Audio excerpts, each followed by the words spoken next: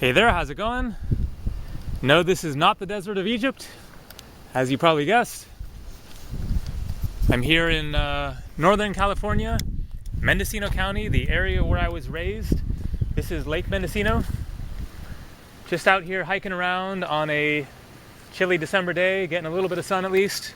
And so I'm telling a few of my travel stories from my assorted wanderings around the world the past 25 years.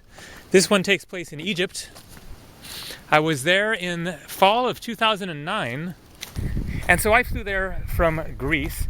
I was on a trip to the Mediterranean in which I went to Greece, Egypt, and Turkey for about 4.5 months total, and I spent 3 weeks in Egypt. And so I flew into Cairo and then went to the Great Pyramids, of course, and then took a train ride from there south, up the Nile River, but south, to what is called Upper Egypt because it is upriver from Cairo, even though it is in southern Egypt, and visited the city of Aswan and the Aswan Dam, and then journeyed from there back north to Luxor, which is where the Valley of the Kings and the Queens are. That is where the pharaohs lived and died and were entombed. And I had read in my guidebook that you could get out into the western deserts of Egypt from there, but it was a little bit of a problem because there are no trains. There's just the train going along the Nile River Valley there, along the main populated parts of Egypt. There were no buses either. There were almost no towns out that way at all. There was a big stretch of road going through the desert, which you could drive, but there were no towns for like 4 hours of driving. And so my book had suggested that I ask around at the hostel where I was staying there in Luxor and try to find some other travelers that also wanted to do the same journey. And then you could all share a taxi that would take you this whole journey over to the oases that are in that part of the desert of Egypt. There's a series of different oases along this road there, and then there are towns and places to stay and whatnot. And so if you could just make that stretch, that 4-hour journey by taxi, then from there you could take buses and get your way back to Cairo.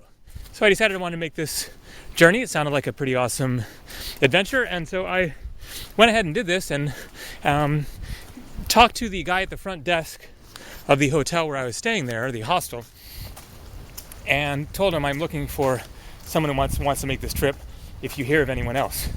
And turns out somebody else was doing the exact same thing as me.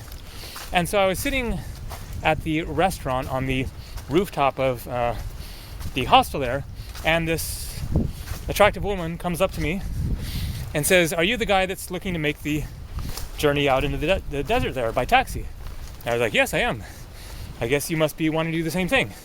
Sure enough, she, who was from Canada, and a girlfriend that she was traveling with from Spain, and then another guy from Portland, Oregon, which is where I had been living myself up until I left on this trip.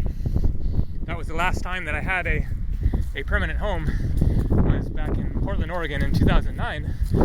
And so they were all looking for a fourth person to go in on a taxi in order to make this journey. And so we then teamed up, then had to find a taxi that would actually make the trip. And so we went out later that day and started asking around and asking taxi drivers, "Do you want to do it? Do you know somebody who wants to do it?" and whatnot. And eventually we managed to find a taxi driver who agreed to make the trip for about $100, so it would have been $25 for each of us. And so he would just drive there, drop us off, and then drive back. I'll get up early, get packed up, and then start this drive into the deserts of Egypt, which was a very, very interesting, surreal experience. As I had heard, There were no towns along this stretch of road. It was stark, lifeless desert, like you can scarcely imagine. Not a twinge of green out there at all. Just these flat landscapes with various geographical features kind of sticking up out of the desert. Dry as a bone, not a sign of life, plant life, animal life, human life, anything other than the few other vehicles that we saw along the way and the military checkpoints that we encountered, several of them along the way, in which we had to stop, survived the journey through the incredible desert landscapes, finally got to the first city along the way, which was on another road that this stark drive met up with. We weren't actually going to that spot, we were going further than that to the Dakhla Oasis, and so we then continued another hour or 90 minutes or something like that until we got to the Dakhla Oasis. We had a place in mind where we had already made reservations to stay. It was a absolutely brilliant spot that I would love to return to sometime and stay there again. And so the place that we stayed was this desert resort that was in the Dakhla Oasis, or kind of on the edge of it, on the edge of the desert. So there was some greenery around there, some trees and things, and then it was just stark, surreal, beautiful desert landscapes from there. And there was another cool thing about this particular resort, is that they had their own hot spring. It was a little structure that was on the top of a mound and had stairs going up to it, and at the beginning of the stairs was a button. You push the button and it then starts pumping the water, the natural hot springs water, up from the ground into the tub, and then you can go soak in the hot springs. So that very evening that we arrived kind of as it was getting dark. We settled in to our rooms, and then the proprietor of the resort there set up the hot tub for us, got the water going, and we all went out there in our swimsuits and with some hot tea and whatnot, and soaked in the hot tub or hot spring. A very amazing, beautiful, memorable, unique experience of being there in the desert in the darkness of night with the spectacular stars overhead, with these fellow travelers and then a few other people from the resort, soaking in the hot springs, thinking, oh yeah, I'm glad that I did this journey.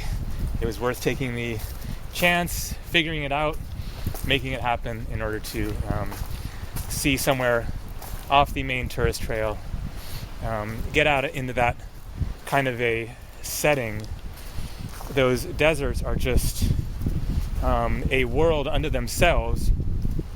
We then did another trip into the desert from one of the other oases a few days later, in which we drove out into the desert and stayed for the night and had a campfire and slept out on the sand and whatnot, and just tripped out on the incredible scenery, and also a magic spring that we went to that comes up out of the ground, not a hot spring, a cold spring, but also had these little tubs that you could soak in.